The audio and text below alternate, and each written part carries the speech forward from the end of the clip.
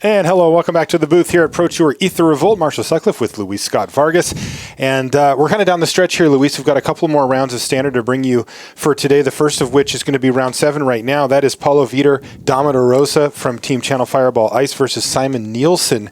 And they're ready to go. They're sitting in the feature match area. We've got Mardu Vehicles versus Jund Constrictor. I think I know which name I like better. Let's head down to the feature match area right now.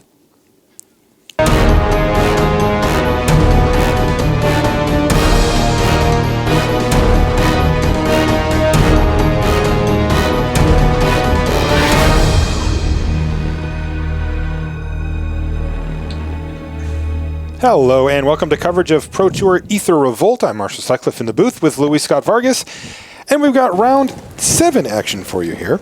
Paulo Vitor Damo da Rosa from Brazil. Take a look at him. He's on Team Channel Fireball Ice. You can see by that fancy jersey he's got. Simon Nielsen on the other side of the table from Denmark. He's playing Jund Constrictor up against Mardu Vehicles in the hands of the Hall of Famer here. What are we going to look at as far as this matchup goes, Luis? The Jund Constrictor deck has a bit more of a high end, and of course, with Walking Ballista, Winding Constrictor, and Virtuous Gearhook kind of forming these like +1/+1 counter synergies, you would expect Simon to try to take control of the game a little bit more than Paulo. Okay, and on the other side, you can see an aggressive start here for Paulo Vitor Damo da Rosa. We're going to see this from him pretty consistently as well. Yeah, Toolcraft Exemplar, pretty much the best one-drop in the format. It's a 1-mana 3/2 attacker, so it gives you a lot of good options here. Yeah, and you can see that Simon Nielsen, he was prepared for this particular line of 1-2 punches here, the Exemplar right into the heart of Kirin. The Walking Ballista that Simon played on turn 2 killed the Exemplar before combat. That therefore, no damage for Simon Nielsen for that turn. And Simon has a lot of interesting options here too, because he's got the second Walking Ballista. He's also has Winding Constrictor and Rishkar Puma Renegade in his hand, so he's got a lot of these +1/+1 counter synergies going. This is a really nice 2-drop here from Paulo, though. Oh, but Fatal Push. This is one of the downsides to Heart of Kirin. That 2 mana, of course, is one of the reasons why we see it in so many decks, but Fatal Push, even without Revolt, can take care of it, and that's a hefty price. Is this an Aether Sphere Harvester now for Simon? Looks like it. It is, and Simon keeping back the Walking Ballista, declined to walk in order to crew the Aether Sphere Harvester if that Scrap Heap Scrounger comes over. Fatal Push really showing its value when it comes to Heart of Kirin. That's the best target in the format for it, pretty much. That's a beating. Another Heart of Kirin to replace the prior one for Paulo, but no attacks this turn thanks to that play from Simon by leaving up the ability to crew an Aether Sphere Harvester. And I got to say, Simon, you know, having played just a couple of small Walking Ballistas and removal spell, but that Aether Sphere Harvester looks like a real problem for Paulo. Oh, it certainly is, because it's bigger than anything Paulo can muster. Simon also has the option to crew it with Walking Ballista, then play Rishkar and put a +1/+1 counter on the Harvester and Walking Ballista. Ooh. He can also attack first, hope Paulo does make a block there, and then post-combat play Rishkar to make Walking Ballista 2/2, then shoot down and finish off Heart of Kirin. Paulo, of course, not falling for Simon's tricks. Yeah, he definitely avoided all of that. But it's not all good news for Paulo, because he took 3, and it was 3 with lifelink as well. And Simon has a follow-up play of, looks like a Winding Constrictor under there. So Winding Constrictor gives Simon, first of all, the option to cast Rishkar next turn and generate 4 +1/+1 counters total. Second, Walking Ballista, once he starts paying mana into it, paying the 4 to activate it, gets 2 +1/+1 counters every time he uses it. So Winding Constrictor, really one of the all-stars to come out of Aether Revolt here. Yeah, it's seen heavy play in Limited and Constructed this weekend so far. And so Paulo does have some options here now that he has a bit more mana to work with. Unlicensed Disintegration can remove one of Simon's threats, whether it's the Winding Constrictor or the Harvester. Unlikely to hit the Walking Ballista at this point. Or Paulo could just play Gideon. The downside to Gideon, though, is that Aether Sphere Harvester and Walking Ballista really threaten to attack and kill Gideon very easily. Paulo running through a few of the numbers here as he decides his plan.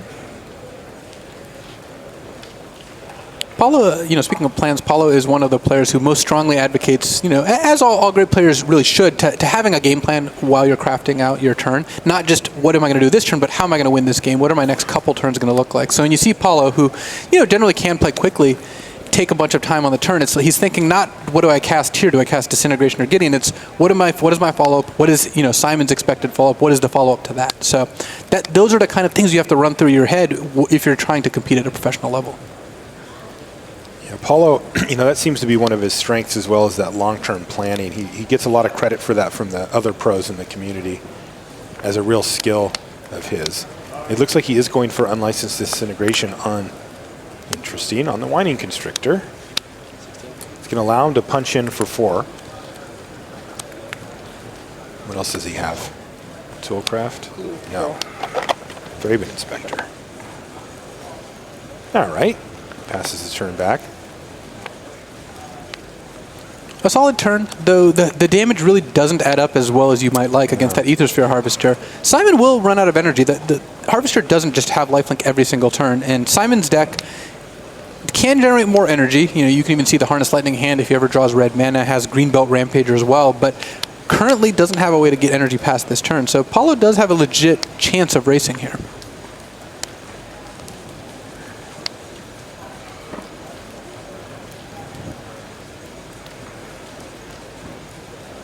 Simon's going to play his land for the turn and now decide what it is that he wants to do.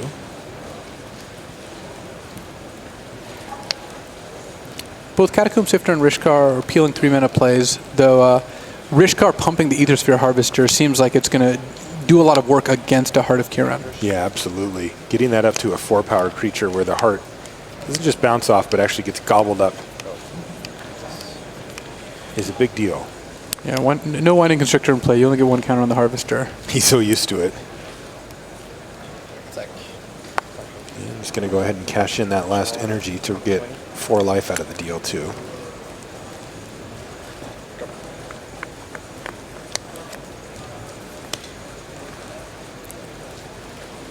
This is a good close game here. It is. The fact that Paulo has drawn Shock, he's 1 mana off of being able to go Gideon plus Shock for a very efficient turn here. Because once you Shock something like Rishkar, Simon doesn't have access to as much mana anymore. And now that Simon's out of energy, that Aethersphere Harvester, not quite as effective. Simon also has a Harness Lightning stranded in hand. I think Paulo could have a good shot of getting back into this, even though Simon is slightly ahead.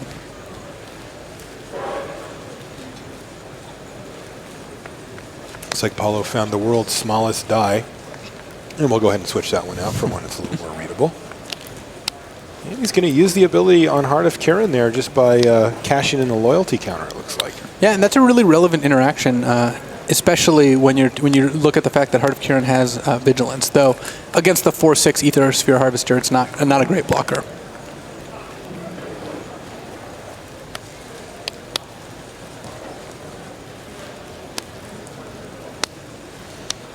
He still gets to use his Gideon, of course, as well.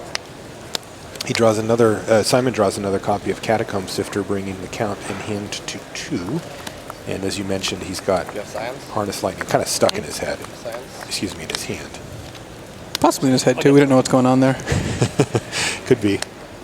One good thing that Simon has going for him is that even if he draws more blanks, like if he draws black or green lands or more red spells, is he has a Walking Ballista in play. You can't flood out that badly when you have the activated ability of Walking Ballista. Being able to pay 4 to get a ++1 counter means that Gideon is not necessarily going to stick around all that long.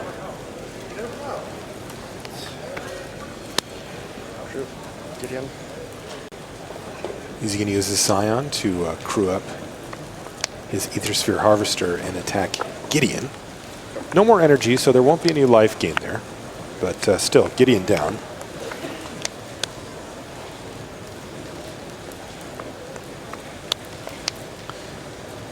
Paulo may have to take this opportunity to use Shock on the Walking Ballista before things get out of hand.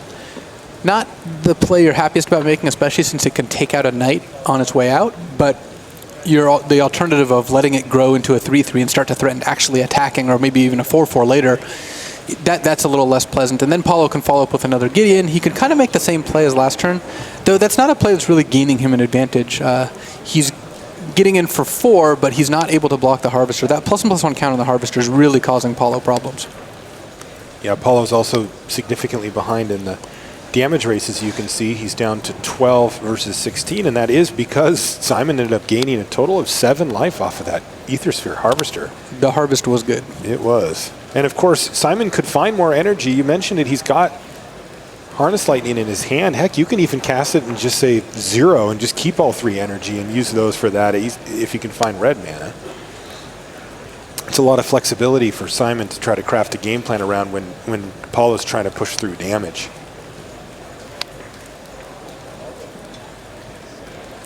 Alternatively, with the shock, if Paulo does not want to deploy it right now, is he could try to save it and waste Simon's mana, like hope that Simon goes to activate the Walking Ballista. Significant mana advantage, and Paulo only needs to leave 1 red up, which is nice, but the downside is that if Simon is able to get into a position where he can force the use of shock or Paulo has to tap out, then the Walking Ballista becomes much more dangerous.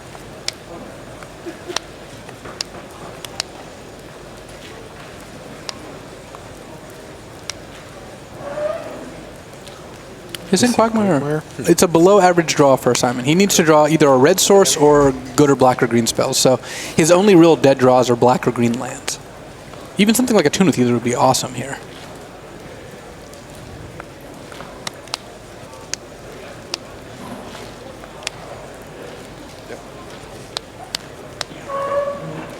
So Paulo found another use for his shock here. Yes, it only has 6 toughness, so he will be able to use shock to finish off the Aether Sphere Harvester.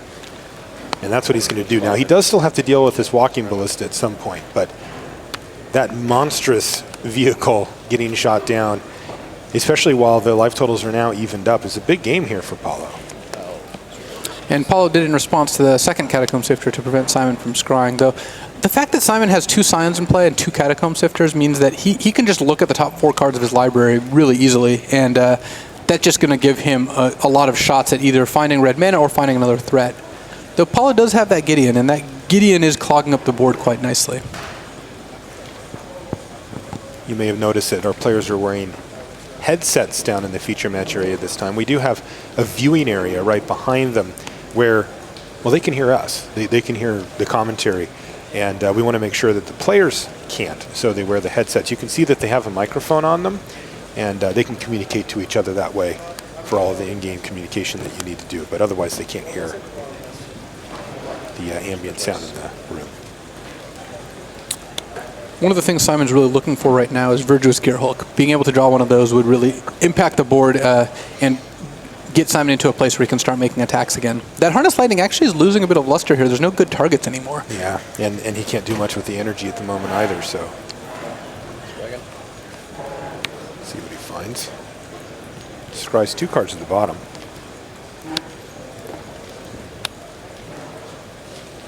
And there's a Dapala now for Paulo.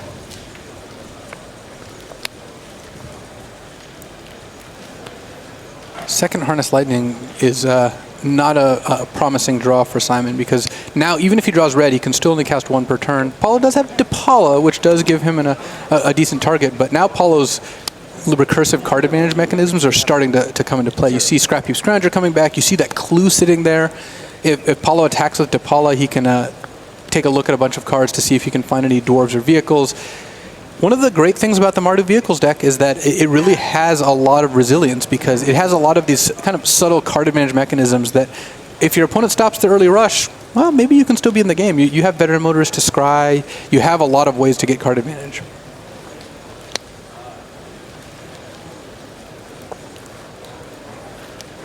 And it looks like Paulo's going to cash in that Gideon for an Emblem. An Emblem? His board has grown wide. He's got 5 creatures. And Simon had the Also opportunity to Walking Ballista Gideon to prevent the Emblem from happening, but Paulo spent a bunch of turns not using it, and all of a sudden Gideon's gone, the Emblem's there, and it's like, uh-oh. Yeah, of course the Emblem makes the Walking Ballista less effective overall as well. Let's slowed it down to a crawl, as it were, because now the Knights are 3/3s. The Dapala is big enough that Paulo can send it in and not be unhappy with trading it off. Paulo does have to respect his own life total to some degree, but if he makes enough of an attack that Simon has to block at least 1 creature, then Paulo may end up in a spot where he's not taking lethal on the backswing, because Simon has Not quite enough to finish Paulo off, even if he uses Walking Ballista twice, as long as Paulo has any blockers.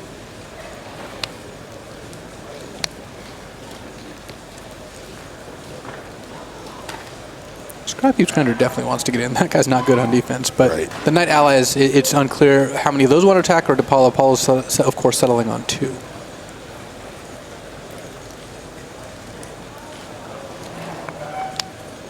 One of the disadvantages of playing a 3-color deck, rearing its ugly head here. Had that first Harness Lightning been any relevant spell, I feel like Simon could have pushed through enough damage by this point. Yeah, but it did feel like that. But it was essentially a mulligan this game, and having the second one in hand, certainly just adds to that.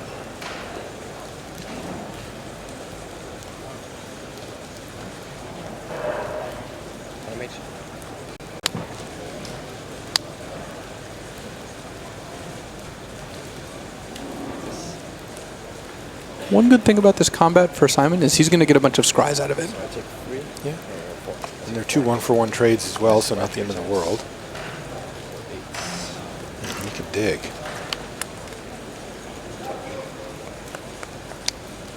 He only needed 1 scry, apparently.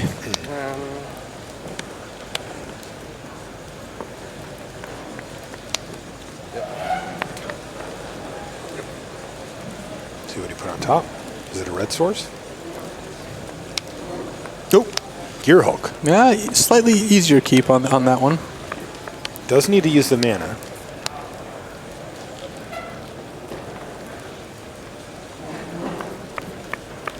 Ooh. It was close to being on the bottom, but he might put it on top. But now he's keeping it? That could be like a medium spell, is my guess. Okay. Well, with that 1 mana floating, he's going to cast Verder's Gear Hulk. And this is going to change the outlook of this board pretty significantly. It is being able to put ++1 counters on your Walking Ballista gives you kind of double duty where you have a giant attacker and of course you're threatening to shoot for a bunch. Like making a 6/6 Walking Ballista means Paulo would be obliged to chump with Raven Inspector, and now Simon has decent blockers on the other side. So Verder's Gear Hulk, one of the heavy hitters, exactly what Simon was looking to draw. 3 lands open for Paulo. So Simon's trying to decide if he wants to diversify his threats out a little bit. Ooh, Paulo has the Game Breaker in hand. He has exactly what he wants, which is Unlicensed Disintegration. Oh, absolutely. So we'll get to find out how many of the counters from the Gear Hulk were going on that Walking Ballista. Or Simon's going to use the Walking Ballista to shoot before it dies. Looks like he decided he ended up with 1 counter on the Gear Hulk and the other 3 on the Walking Ballista. And that was good because that means that Verder's Gear Hulk can block the 4-power Scrounger or Paulo without dying. But Paulo with the Gideon Emblem has a pretty good long-term prospects here.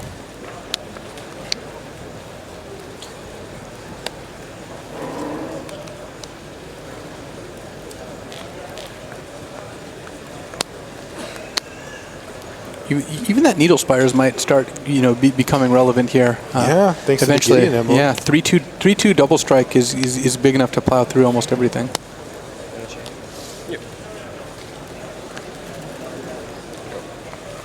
Aether Hub is an interesting draw because it now unlocks the Harness Lightnings, but kind of at a cost because you have to use energy every time you need red mana. Yeah. Yeah, the first one's free, but then you'll have to have some left over. First one's always free. The draw of Cultivator's Caravan also really good for Paulo because he can crew end of turn with Dapala. You see him activate it for 4, hit a Veteran Motorist, and all of a sudden Paulo's just got a steady stream of cards here. And with that Gideon Emblem, he's going to be able to translate that into an advantage that even the Harness Lightnings can't stop all that well. Yeah, like you said, if he wants to use his Aether Hub, he'll go down to 0 energy. He can cast Harness Lightning on, say, a Dapala, but he needs 4 energy to kill Dapala in this scenario, which he won't have. He can charge up by casting the first Harness Lightning and then cast the second one, but that is just not the line of play that you really want to see happen. Yeah, that does sound miserable.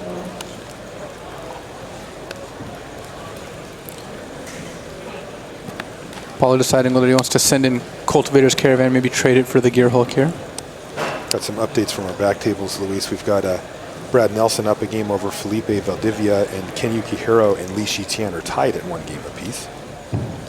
These are some fast formats. Both the limited and the constructed rounds have gone quite rapidly. Just turns out a lot of proactive decks in both formats. Yeah, then we got Ben Rubin in the feature match area and kind of made sure we got some in-depth Magic up there. And now we're back to fast again. It looks like they're really kind of beating each other down.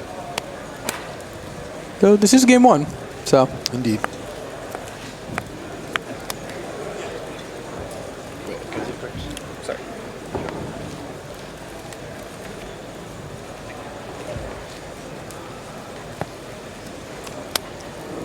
All right, Cultivator's Caravan.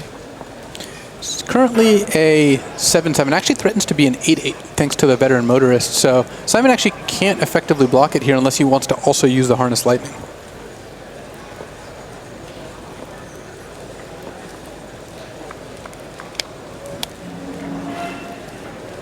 Paulo putting Simon in a pretty tough spot here.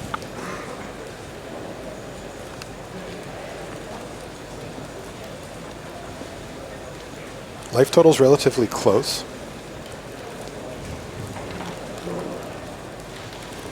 Paulo just has a lot of underlying advantages as this game goes longer. Again, the Gideon Emblem's a big one. DePaula being activated multiple times has helped him find at least 1 extra card. And the fact that he just has more material in general means that despite the Jund Constrictor deck having a lot of solid late game cards in Gearhulk, in Walking Ballista, Paulo currently is ahead.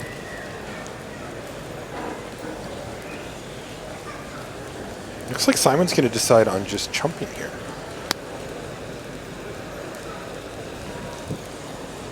Ooh. Rethinking.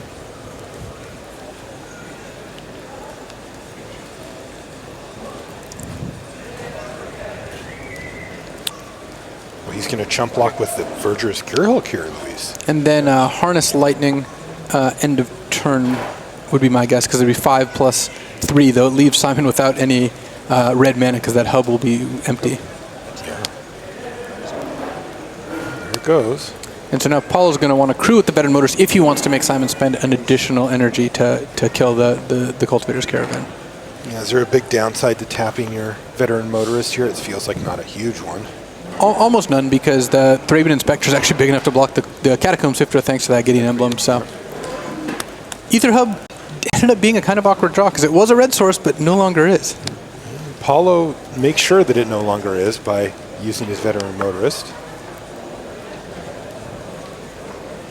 These little tiny edges, they really do add up. I mean, right now that's fully keeping Simon Nielsen off of red mana, and in fact he's going to pick up his permanence. Game 1 goes to Paulo Vitor Damo da Rosa. We mentioned it 5 or 6 turns ago, you know, thinking ahead, planning out what you're going to do, not only for your turn, but for the rest of the game. And Paulo really is one of the best in the world at doing just that, and it paid dividends there for him. Take a look at our feature match area here in Dublin. We'll be back after these messages. Ready to take your game to the next level and start on the path to the Pro Tour? Rise to the challenge and test your skills at a local preliminary Pro Tour qualifier. To find an event near you, visit magic.wizards.com/pptq. Up your game with Ultra Pro Magic the Gathering accessories. Find the best Magic art on card sleeves, deck boxes, playmats, and more. Visit ultrapro.com to learn more and find a retailer near you.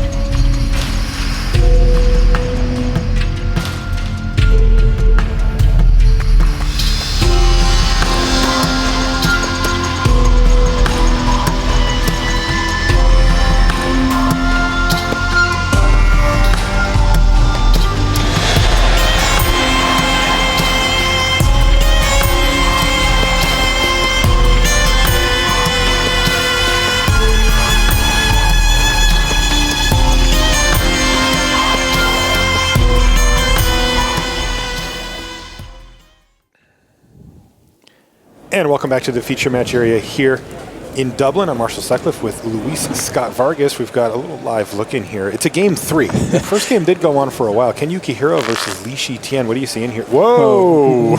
We have a live look in on a very not live Li Shitian, unfortunately. Yeah, the advantage bar. It's just through the roof here. A little Though I bit, guess it's not vertical, it's horizontal, but still. Lopsided, yes.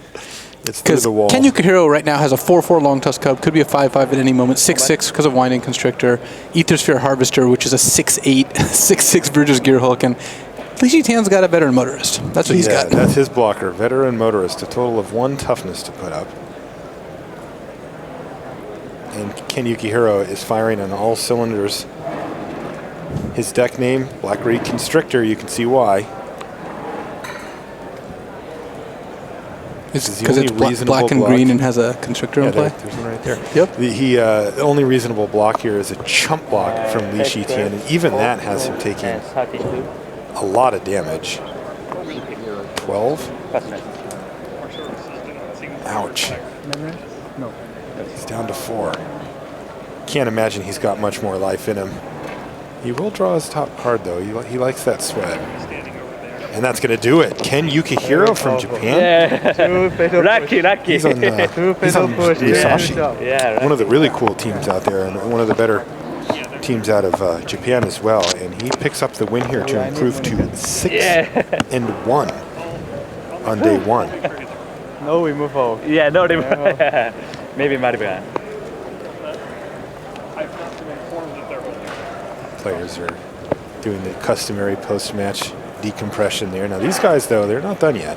Oh, no. And Simon Nielsen hopes they're far from done, since given that he's down a game, he's got an uphill battle here, but the constrictor decks generally are well positioned against vehicles, so we'll see how he fares here. Though we've seen vehicles run over constrictor as well, so the matchup can't be that far apart.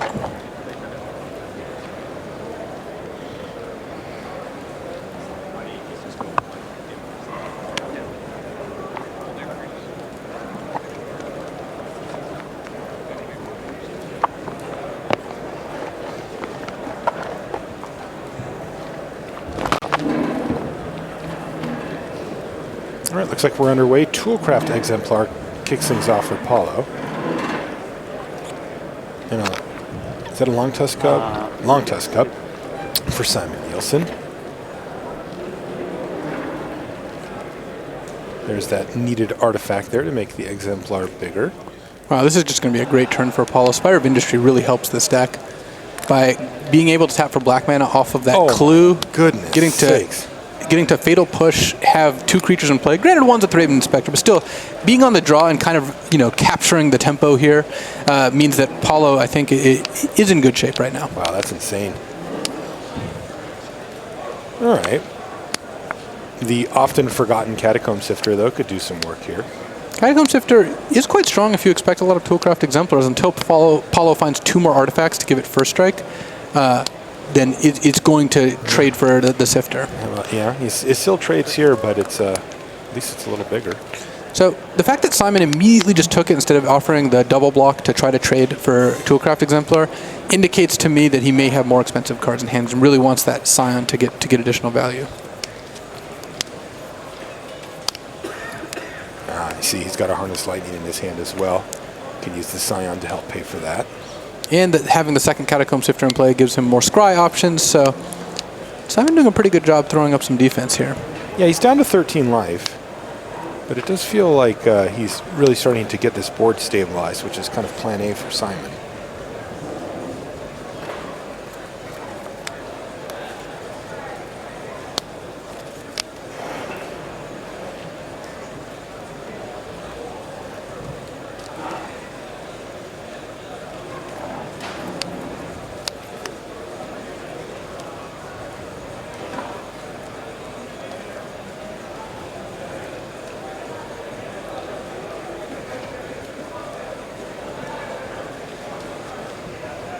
Thinking in this game. The wheels are turning, maybe not of the vehicles, but at least of the players. So one of the interesting cards that Paulo brought in here is Release the Gremlins. You can see that in his hand. And one of the main reasons to do that is that Verger's Gear Hook is an artifact, so you can release the Gremlins all over the Gear Hook, and it kills Aether Sphere Harvester. Just two threats that are really hard for Paulo's deck to deal with. It's not like you need to cast this with X equal 2 to get good value. Even X equals 1 killing like a Harvester is something that Paulo will be happy to do. Looks like he's going to pay 3 mana for DePaula's ability.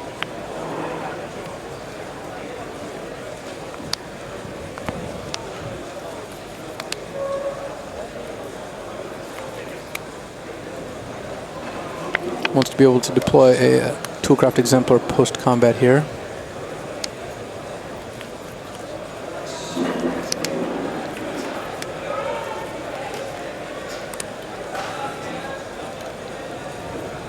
Okay, here's the Harness Lightning we talked about earlier. He's just going to kill DePaula. And that allows Simon to just trade. He could have double blocked and traded either way, but getting rid of the Toolcraft Exemplar for a Catacomb Sifter here is good for Simon. Though he's missing out on scry value, he already left a card on top. Well, let's hope it's a good one. We won't be too sad about missing out on the value. It's Rishkar. Rishkar's 4/4 worth of stats here, being able to distribute 2++1 counters. And this kind of looks like the last game where Simon hasn't pressured Paul's life total this game, but one of the main differences is that, or similarities rather, is that Simon has it so Paulo can't attack all that well, but Paulo does still have like that clue, more cards in hand, more resources. Simon's deck doesn't automatically win the late game. It's got some good late game cards, but the Vehicles deck is resilient if the game goes long. For sure. Look, Paulo just drew a PNLR, and she does a lot of good things when you have extra mana available. You can make key blockers unable to block. You can start, attacking for 3 in the air with the Thopter token if you just spend a bunch of mana, and that eventually does add up.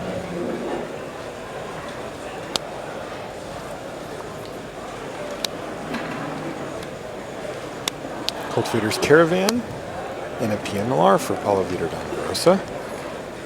There's nothing more satisfying than just spending all your mana in a given turn. You'll see the players in this tournament do a lot to maximize that, to make sure that they're getting as much value as they can every single turn. And here Paulo's able to play Cultivator's Caravan, then tap out and play Pia, setting up a really good turn next turn.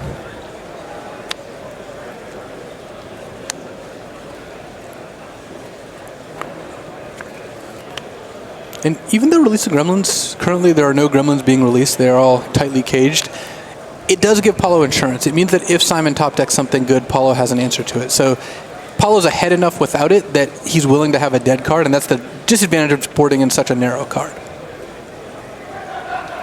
The first time he gets a target for it, he's going to be pretty stoked. Oh yeah, the Gremlins are coming out as soon as there's anything on the other side. They're very hungry. I know that feeling. He's getting up towards dinner time here, isn't he? So Paulo also has hit critical mass for Toolcraft Exemplar, so now it's a 3/2 first strike, which currently doesn't give it good attacks, but it's worth noting in case he's able to find maybe another DePaula or something along those lines. He's going to use it to crew the Cultivator's Caravan and attack. So currently Cultivator's Caravan's a 5/5. Remember, PNLR can pump artifacts, so if Simon makes a double block of, say, a 3/4 Catacomb Sifter plus Rishkar, pumping the Caravan can trade for both of those creatures, and that just ends up a good exchange for Paulo. He trades cards when he's ahead, which is generally something you want to do.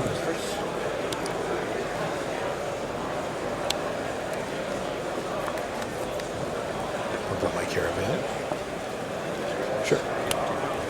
So he gets a nice clean little 2-for-1. Even chips in there for a damage. And I know if I'm Simon, I'm really unhappy that Paulo's not using PNLR to pump that Thopter, because had Paulo done that, it means he's not really playing anything else this turn. Instead, Paulo's just going to play 2 more good threats, Cultivator's Caravan into what looks like another Toolcraft Exemplar.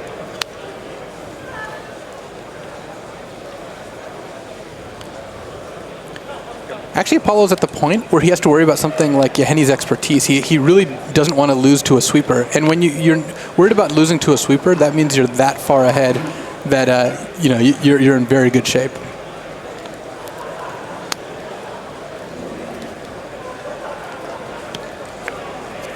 Mountain off the top for Paulo. Simon shortcutting a little bit. He played Green Belt Rampager, generated energy, returned it, played it, generated energy, returned it, played it, 8-2 energy. And now he has 3-4. I think it's good that this card's been seeing a little bit of play in Standard. Very cool card. Yeah. It also knows what it's like to be hungry. Yeah, it's looking to devour that, pole full of ether or what have you. I'm pretty sure that's exactly what that is. And he does not ask. The round pager does not ask. No, it is not an optional ability. No.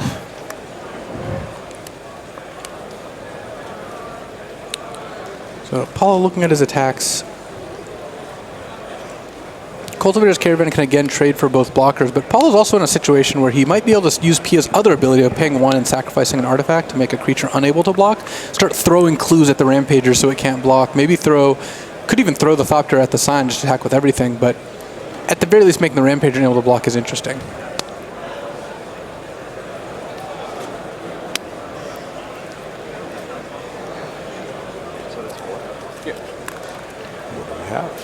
So instead, Paulo went all in there with Pia Nalar, making the Thopter a 4-1, just attacking for 4 in the air, settling for doing that and then setting up potentially a lethal attack next turn. He ended up deploying Toolcraft Exemplar this turn and the reason he waited a turn was because of Yeheni's expertise, but given that Simon didn't play it when it would have been highly favorable, Paulo now has come to the conclusion he doesn't have it, and I should give him fewer turns to draw any of his really good late game cards.